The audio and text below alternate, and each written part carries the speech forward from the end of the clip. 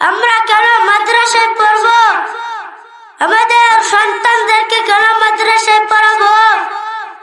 এক নম্বর কারণ, وقال رسول الله صلى الله عليه وسلم, রাসূল সাল্লাল্লাহু আলাইহি ওয়াসাল্লাম বলেন, তলাবুল ইলমি ফরিদাতুন আলা কুল্লি মুসলিম, দ্বীনি ইলম তলব করা প্রত্যেক মুসলমানের উপর ফরজ।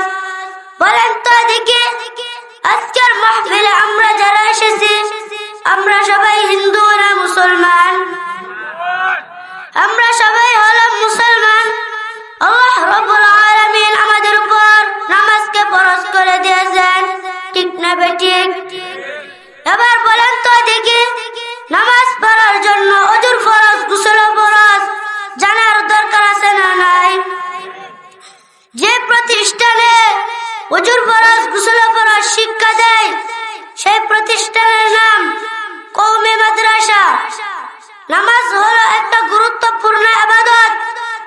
وقال رسول الله صلى الله عليه وسلم, রাসূল সাল্লাল্লাহু আলাইহি ওয়াসাল্লাম বলেন, أول ما يحاسب العبد يوم القيامة الصلاة, কিয়ামতের দিন সর্বপ্রথম বান্দার নামাজের হিসাব হইবে। وقال رسول الله صلى الله عليه وسلم, রাসূল সাল্লাল্লাহু আলাইহি ওয়াসাল্লাম বলেন, মিফতাহুল জান্নাতিস সালাহ, নামাজ বেহেশতের চাবি। আমরা কেন মাদ্রাসায় পড়ব? আমাদের সন্তানদেরকে কেন মাদ্রাসায় পড়াবো? দুই নম্বর কারণ, وقال رسول الله صلى الله عليه وسلم, রাসূল সাল্লাল্লাহু আলাইহি ওয়াসাল্লাম বলেন, খায়রুকুম মান তাআল্লামাল কুরআন ওয়া আল্লামা, তোমাদের মধ্যে সর্বোত্তম ওই ব্যক্তি যিনি কুরআন মাজিদ শিক্ষা করেন এবং অপরকে শিক্ষা দেয়। আল্লাহ রাব্বুল আলামিন 18,000 মাখলুক সৃষ্টি করলেন। 18,000 মাখলুকাতের মধ্যে আশরাফুল মাখলুকাত, সৃষ্টি জগতের সেরা মাখলুক হিসাবে মানব জাতিকে ঘোষণা করলেন। এই মানুষের মধ্যে আবার উত্তম মানুষ কারা?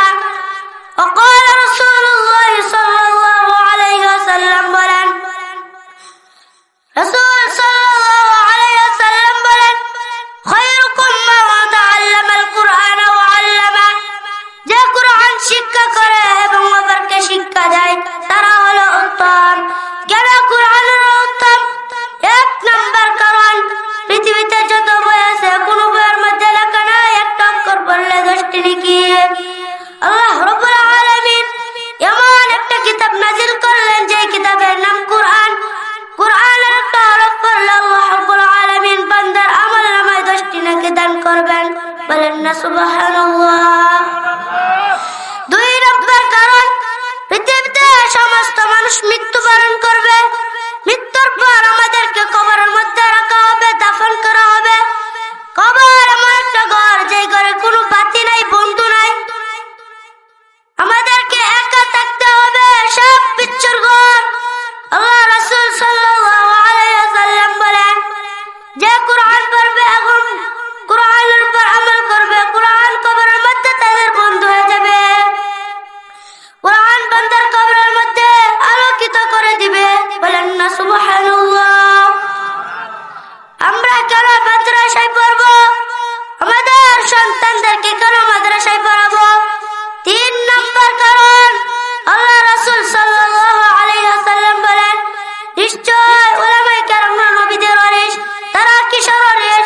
আল্লাহ রাসূল সাল্লাল্লাহু আলাইহি ওয়াসাল্লাম বলেন, আল্লাহ রাব্বুল আলামিন মানুষদের হেদায়েতের জন্য অনেক নবী পাঠিয়েছিলেন। প্রত্যেক নবী উম্মতদেরকে আল্লাহর দিকে আহ্বান করতেন ও তারা মানুষদেরকে সঠিক পথের সন্ধান দিতেন। জাহান্নামী মানুষদেরকে জান্নাতের রাস্তা দেখাতেন। কিন্তু আমাদের নবী আসার মাধ্যমে নবী আসার দরজা বন্ধ হয়ে গেছে। وقال رسول الله صلى الله عليه وسلم, রাসূল সাল্লাল্লাহু আলাইহি ওয়াসাল্লাম বলেন, আনা খাতামুন নাবিয়্যিন লা নাবিয়্যা বা'দি, আমি শেষ নবী, আমার পর আর কোন নবী আসিবে না। যেহেতু নবীর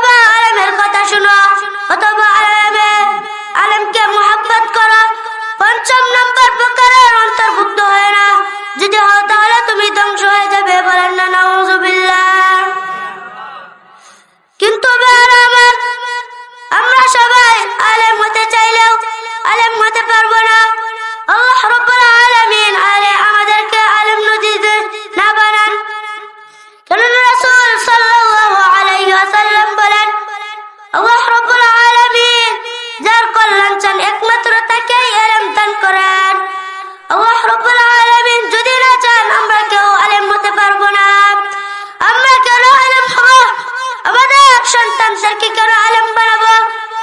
5 নম্বর কারণ, আলেমের অনেক মর্যাদা, অনেক ফজিলত রয়েছে। وقال الله تعالى في كلامه المجيد وفرقانه الحميد إنما يخشى الله من عباده العلماء। আল্লাহ রাব্বুল আলামিন বলেন, নিশ্চয় আমাকে সবচেয়ে বেশি ভয় করে উলামায়ে কেরাম। তাদের অন্তরে আমি আল্লাহর ভয় রয়েছে, আর যাদের অন্তরে আমি আল্লাহর ভয় রয়েছে তারা গুনাহ করতে পারে না, তারা চুরি করতে পারে না, তারা ডাকাতি করতে পারে না, তারা মানুষের উপর জুলুম করতে পারে না, তারা অত্যাচার করতে পারে না। ঠিক না বেঠিক? আল্লাহ রাব্বুল আলামিন আমাদের সকলকে আলেম হওয়ার তৌফিক দান করুন। আমরা যারা আলেম হতে পারি নাই, আমাদেরকে আলেমের বাবা হওয়ার তৌফিক দান করুন। আল্লাহ রাব্বুল আলামিন আমাদের উক্ত কথাগুলোর উপর আমল করার তৌফিক দান করুন।